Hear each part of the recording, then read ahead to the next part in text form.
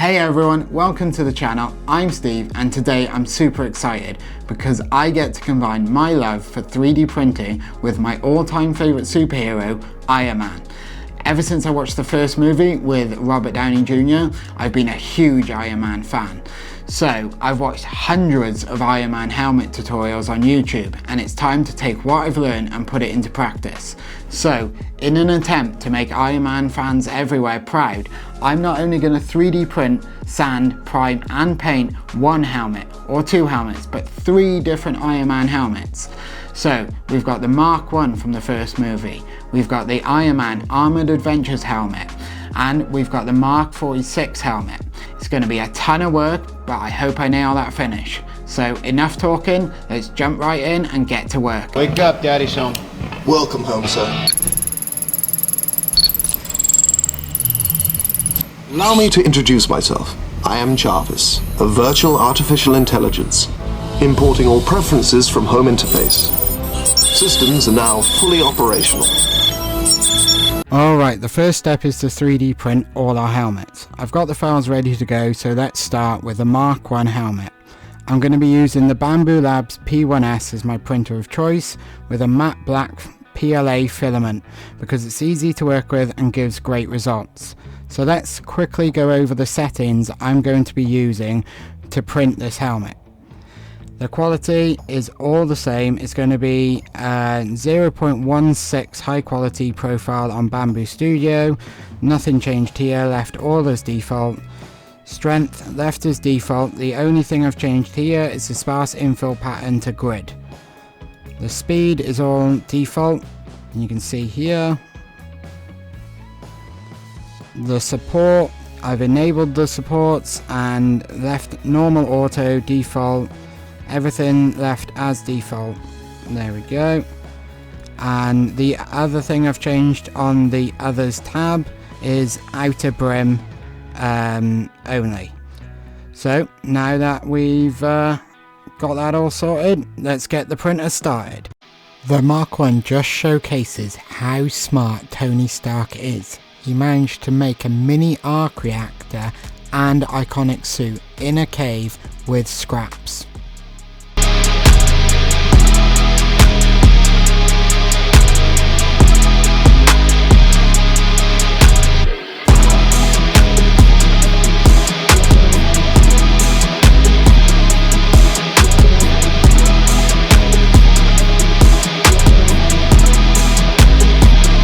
And here it is, fresh off the printer.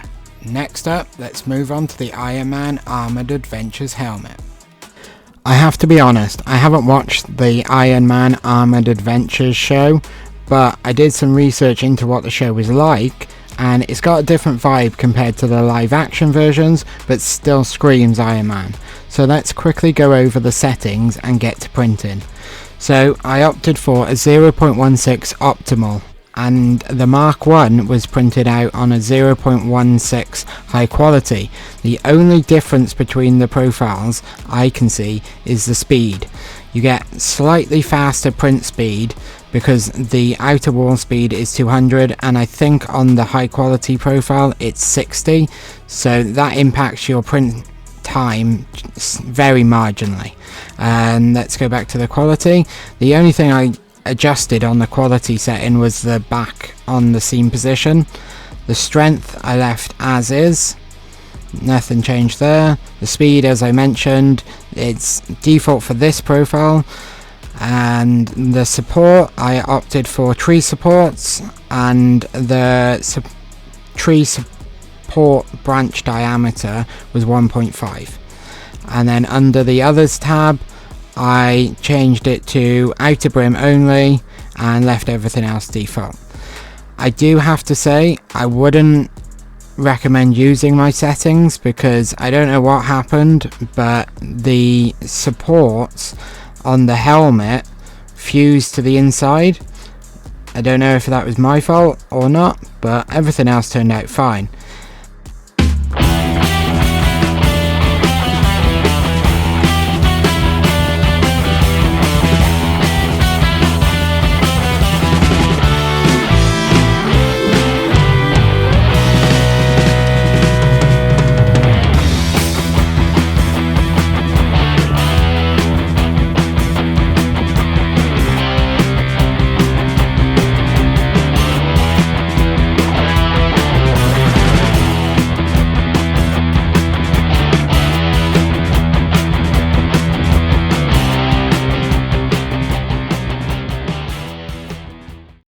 Finally, I printed out the Mark 46 helmet a while ago, and it's been sitting on my shelf waiting for me to make it look awesome.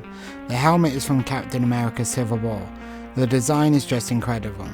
The version I've got has lots of intricate details inside of the faceplate, which absolutely do not matter because you're the only one that's going to see it in the end, but I think it looks cool, so that's all that matters. Alright, now we've got all 3 helmets printed, it's time for sanding. To save my hands and stop my fingerprints from disappearing, I have invested in this Milwaukee spot sander. I think that it's really good because it's battery powered and I won't have to deal with a big orbital sander. I can get into them small little areas because their head is quite small. So we'll see how it goes. I have used it a couple of times on non-prop related things, so this will be its first actual use on prop 3D printed related stuff. I also got this cheap little action camera to capture the sweet sanding action.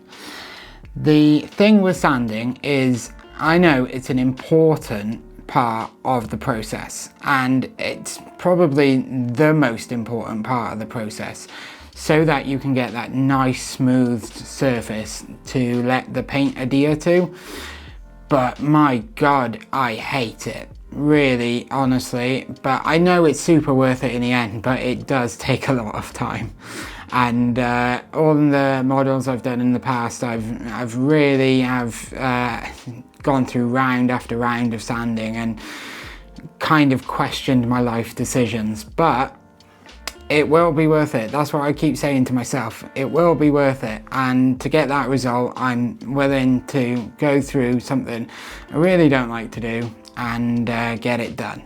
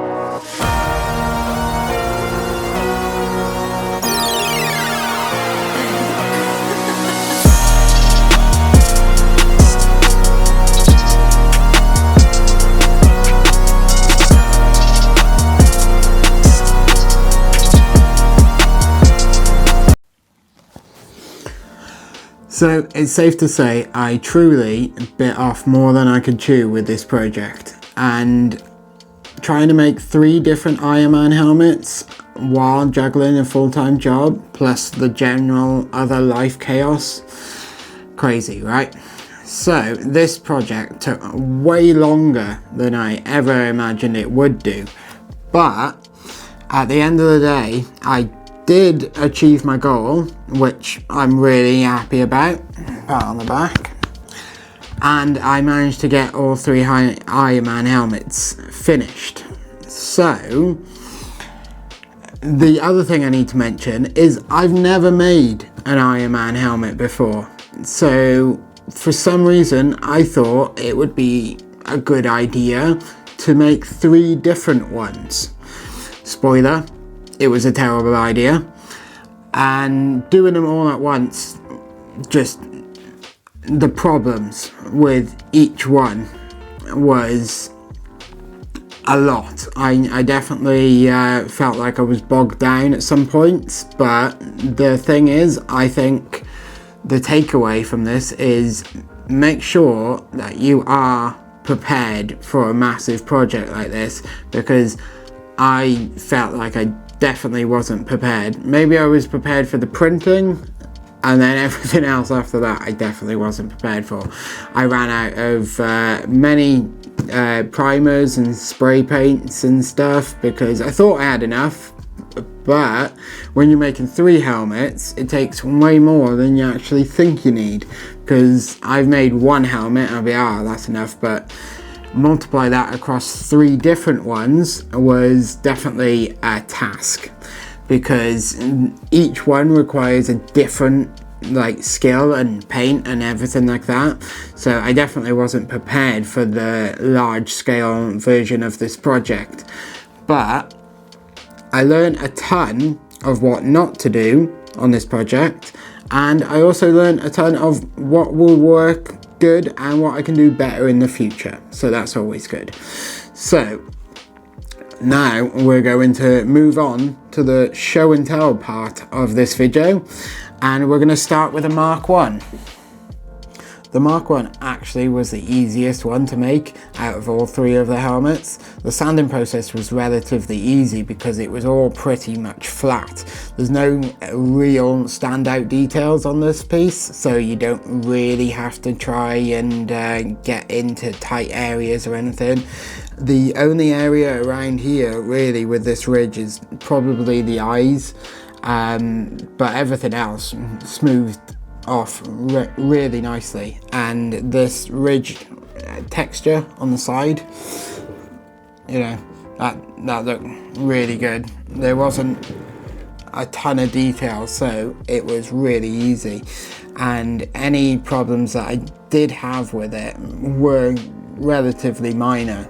I would say the biggest problem I had with it is connecting the back piece to the front piece, because there is this bolt that you can 3D print, but I wasn't having any luck with it. What I ended up doing was I got a cable, not a thing, a little bit of wire, that's what it's called, and I just basically put that in there, and then what I did was, after getting it to a relatively smooth appearance, I didn't want to do too much because this helmet is meant to be made in a cave, and it's meant to be rugged and kind of dirty and all that sort of stuff. So I then gave it a coat of aluminium spray paint from High Coat, and that went on beautifully, but it was also a little bit too clean. So then I went back in after the paint dried and gave it a wash with the null oil, and I think that weathering pattern really brings it more to life, makes it look more like metal, and then the whole appearance of it definitely was more weathered. So I think it turned out actually quite nicely. The only problem I'm having is these 2 things attaching. Maybe I should put magnets in the inside just to so that they clip together, because otherwise when you pick it up they're a little bit loose. But I mean, I don't think he used magnets on the Mark 1 in the first one, so I don't think he would have had a lot of access to any of that equipment, but I don't know, you never know. The other thing with this helmet is, imagine wearing this helmet and walking into gunfire. Look how big these eye holes are, and there's no covering or anything, and what if a bullet went straight in there? You'd be absolutely good night Irene, wouldn't you? Anyway, let's try it on and see the final result. So it does open up like fully. You know, the inside looks terrible because I didn't do anything to the inside, so you know, that's that. But it just fits on nicely, and then it comes down, and there you go, nicely fitted. It does stick up on the back of my shoulders here, so but I guess that's the point, to protect your neck. And as I said, this thing just is a bit flimsy, so I need to figure out a way to connect this thing a little bit better, but I'm really happy with it otherwise, because like when you're moving around, you don't want that, do you? You don't want that in your cosplay. So what happens with this helmet now is it is going to go up on my shelf and be part of the collection.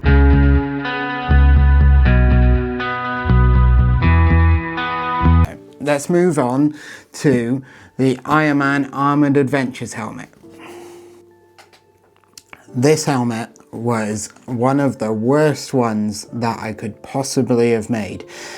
I don't know what it was, but from the moment I printed it out, it just did not want to cooperate. First of all, the supports got fused to the inside, which you saw in the previous part of this video. Then any problem that I wanted to ever think about doing happened on this helmet, and the problems with everything just seemed to be attracted to this helmet. I don't know why. I gave it a coat of this satin red that I bought from Charlie's. It's like a hardware store in the UK. So that turned out quite nicely. That colour, I actually quite like the red.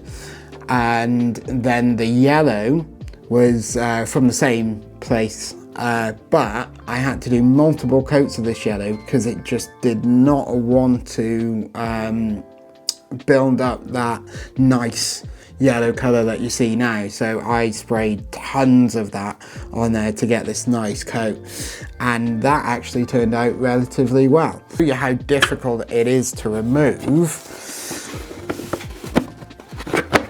Oh.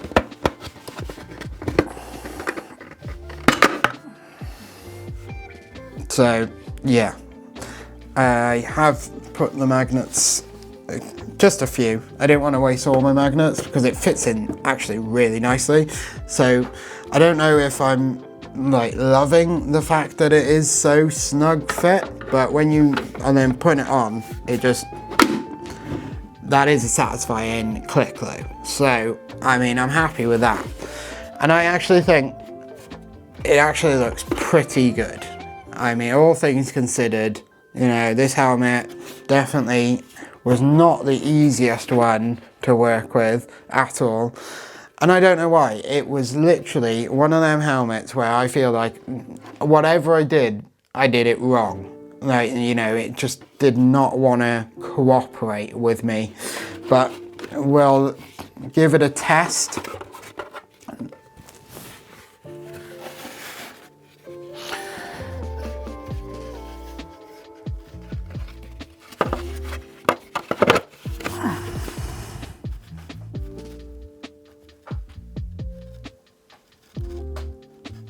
So there is white eye pieces that you could print out and put in, but I forgot about doing that, so I just left it as is. But I think it does look actually quite nice. That yellow now is quite vibrant, and yeah, it's looking alright. Just don't look too closely on this one because there is a lot of details that I really kind of messed up on when sanding. But just looking at it from there, you know, it looks okay. Like, you know, it's not going to hold up under massive scrutiny, but I think it looks good. I'm quite happy with this helmet in the end. and it was one of them ones where definitely I learned a ton of lessons of what to do and what not to do, and hopefully I can take them with me in the future and also share with you guys. That's basically the whole point of this channel.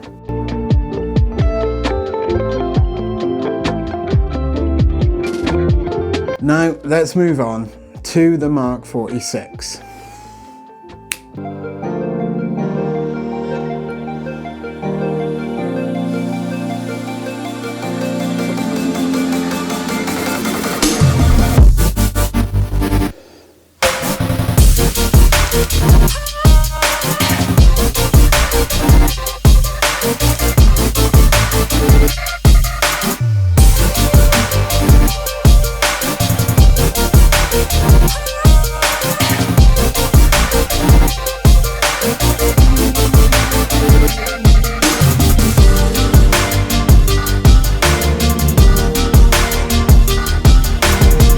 I managed to get such a good result with this gold, and the way I did that was I saw a technique online where you spray it on different spoons and then you can test out the gold, because I tried out 3 different types of gold. The first one actually looked more like silver, and then the second one was this Nissan Gold Mahogany, which actually kind of looked like bronze. And then this gold that we have on the faceplate here is actually a Rust-Oleum bright gold metallic, and I think it turned out absolutely amazing. That gold finish really does shine, and I can't believe how well that looks. So the red part, I went with a brand called High Coat Ford Regency Red, and I think that really gives it a nice sheen. It's a proper sheen on that. The one thing that was really a massive insight was masking. And I haven't really masked to that level before, where I got that real nice clean line, and I even got it in here. The ability to mask off anything without it bleeding is something that is definitely new to me, because I used frog tape in the beginning and that always kind of used to like bleed. But what I did was I used Tamira masking tape, 2mm thick, and it went down really nicely and there was no bleed whatsoever. I have seen a lot of people recommending the fine line tape, but as I said, it was one of them ones where it's like I had the Tamira 2mm tape to hand, and I would have to order the fine line tape, and then that's like a day or two sitting around waiting for it just so that you can get on with the project. And maybe I should have ordered some in the beginning, but that is also another product that, you know, you have to kind of learn how to use. I mean, it's only tape. I mean, how hard can it be? But and then I said that about the helmets, because it's only 3 helmets. How hard could it be? But it was quite hard, and it took a lot of time. And to get the mirror finish that you want on an Iron Man helmet is a lot of sanding. So when you think you're done with sanding, just sand more, because any tiny little imperfection that you see and be like, oh, it'll be covered over by paint, it won't. It will show up. And I am stressing to you now, if you really want that perfect finish, keep sanding, fill, sand, fill, sand, fill, sand until it's absolutely smooth, because you will notice that later on, and there was some parts on this helmet where I definitely should have sanded more, and then at the same time you kind of just get a bit bogged down in the whole process of like, oh, I don't want to do anymore. But I think if I had just done one helmet, then I definitely could have put in more time and more effort. So I mean, I think I will make an Iron Man helmet in the future, maybe one that opens up as well.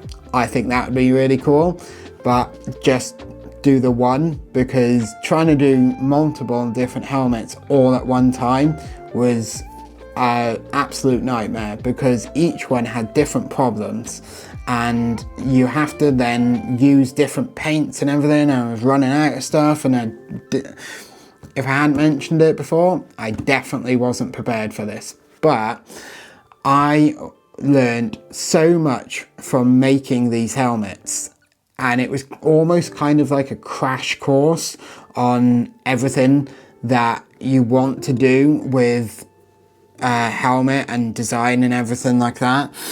So the silver or aluminium parts on this Mark 46 helmet was done with an aluminium spray can, and I masked off all the area in here and then sprayed it and everything. And getting that finish as well, to get that finish you spray and you gotta, like, you know, mist it. You gotta mist across, because if you spray directly, which I have done in the past, it just blobs up and it's no good. So then you have to sand it all down again, and yeah, it wasn't a fun time. I'm happy with, I don't want to do any more on this helmet now, because this video has taken so long to make. So if you appreciate this video and you've got this far, give it a thumbs up, and also hit subscribe so you can see more videos in the future. The other cool thing that I added was the, if I can get there, oh, come on, there you go. I got the Cosplay LED eyes, and yeah, I really like the look of that. I am really happy with that. So it is a bit of a process to put on, and I'm not going to struggle in front of camera as much as you might want me to. I'm not sure, but I'm going to put it on and then I will get right back. Alright, so here we are, and I can officially say I am Iron Man now, and I am super happy with this result. This helmet was a ton of work in itself, but I really think I nailed that finish. One last thing before I go is the fact that a lot of people I saw were using Bondo glazing and spot putty, but I don't have access to that in the UK, or if I did want to get some, it would be very expensive. So I looked for alternatives and I found liquid green stuff. Never heard about it before, but I thinned it down with some IPA and it went on really nicely. I did multiple thin coats and it sanded down very well and hid all them layer lines. So that's one more tip that you could look into if you're trying to make your helmets. So since making this video, I have had a ton of subscribers, and I'm really happy and really appreciative that you joined the channel.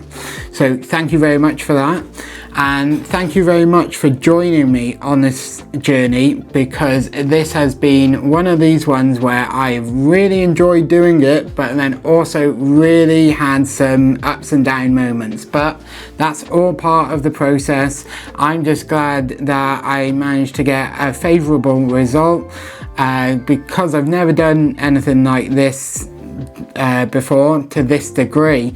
So thank you very much, and don't forget to hit that like button, get subscribed, and leave a comment with any questions or suggestions for future videos. And whether you're a fan of Iron Man or just really like making stuff, there's nothing like bringing your favorite superheroes to life. So happy printing, and I'll see you in the next one.